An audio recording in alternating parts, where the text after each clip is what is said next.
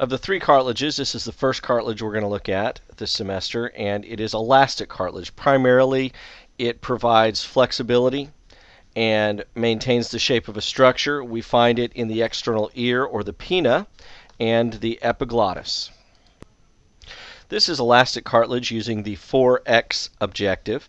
We will find the tissue that we're looking for right in this band along the diameter of the cell. There's quite a few other tissue types here, so you have to be careful. We're going to look at this band, and we can actually see some of the little lacuna with chondrocytes in them. The dark areas are where we're going to find our elastic fibers at higher magnification. All right, here is elastic cartilage using the 10X objective. We can now see the lacuna a little clearer, and we can see these large cavities. That's what a lacuna is, with a chondrocyte in them. The elastic fibers we still can't see very clearly other than as these dark spaces between the lacuna. And again, we're going to focus right in on this strip across the diameter of the slide. Okay, here is elastic cartilage using the 40X objective, which is as high as we're going to go on this slide. At this magnification, the lacuna are very obvious as these large cavities very closely or densely packed together.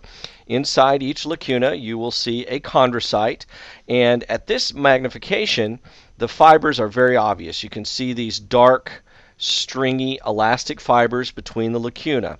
Now, the one thing that will really differentiate this tissue from the other cartilages are the fact that the lacuna are very large and they're very tightly packed together, and you can see these dark fibers that are stained showing elastic fibers.